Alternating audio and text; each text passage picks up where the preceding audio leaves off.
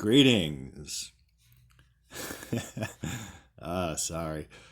This is a continuation of my fifth lesson titled Conspiracy Theories, Facts, and Fictions, Part 2.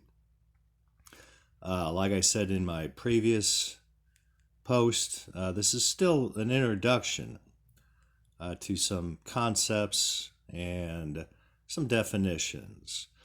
If you do like my work, please subscribe and hit the like button. And if you are able, give a one-time tip. I'm not sure if my PayPal link is correct, so I will be double checking that. So let's continue. Those who create public opinion begin with an authority figure as their spokesman, whether a TV reporter or a columnist or a scholar. These authorities are promoted as experts on all subjects of importance. Typically, they look, act, and talk like they are knowledgeable and trustworthy. Earning your trust is their first psychological hurdle. These authority figures use logical fallacies throughout their arguments that seem to prove their conclusions. Yet when stripped of all the glitter, their arguments are often bundles of hay. They'll create a narrative with facts from anonymous sources and secondary sources without any accountability or verifiable evidence. They'll censor the real facts and present a picture that is not only missing its vital components, but they were also replaced with unsubstantiated fictions. They'll use the straw man technique to switch your focus from the original argument to another argument that is similar and made of straw. You'll see the lack of substance in the similar argument and get tricked into attaching it to the real argument. They'll use circular reasoning to spin a yarn without any fabric. They'll use ad hominem attacks, facilitated through verbal engineering. Are you familiar with circular reasoning and ad hominem attacks? If not, look up the terms and expand your thinking. They'll use guilt by association. For example, if you support Donald Trump, you are a racist, a bigot, and intolerant. Those terms were attached to President Trump by the modern media without evidence, and his supporters are guilty of the same crimes by association. They'll use a logical fallacy called the either-or to portray only two sides to every issue.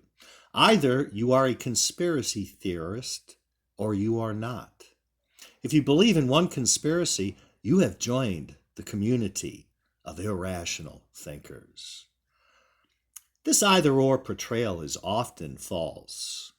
The conspiracy community is far from homogeneous, and there are lots of unsubstantiated and bizarre theories. But within their ranks are some of our best investigators, thinkers, and writers. Authority figures portray every conspiracy theory in laughable terms. But they do not laugh. They have one last important message. People who believe these conspiracy theories are dangerous to our democracy, which is laughable. Our founders believed a democracy was one of the worst forms of government because it always led to tyranny. Their message reveals two real dangers. For one, we have lost our unique identity as a republic and no longer know the difference between a republic and a democracy. Secondly, it is the authorities who deliberately lie to the people on a daily basis that are extremely dangerous to our republic. Besides, can anyone prove there are no conspiracies? Conspiracies have been a staple of world history, and they are widespread today. So why do most people automatically dismiss conspiracy theories? Have you heard of confirmation bias? Of course you have. I mentioned it in part one, and I mentioned it in a previous lesson. It seems our brains are wired to seek rewards for their thinking. We love to be right and confirm the validity of our beliefs. When we read an article that confirms our opinions, we feel a rush as we say to ourselves, "I'm so smart. These experts agree with me." Studies show that the brain releases satisfying endorphins. Yet, if you only choose sources of information that align with your worldview and your cherished opinions, you have developed confirmation bias. Those with this condition are enclosed in an intellectual comfort zone, stocked with echo chambers that repeat the same notes for every belief system and every opinion, and they are confined within walls that keep out opposing views. You can always find authority figures that echo your beliefs. You can always find organizations, writers, bloggers, and friends that agree with your views. Only brave souls seek out those who disagree to see who has the stronger argument. Brave souls remain open-minded and never fear the opposition. They only fear a weak argument.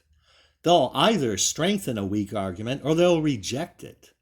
It brings them satisfaction when a stronger argument shows them the errors in their thinking because it rids them of a falsity.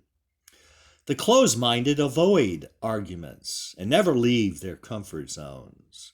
They put their brains on autopilot, soothed by echo chambers that reassure them their opinions are valid. They will never think independently because they are unable to and would rather not think at all. That's why the closed-minded love TV so much.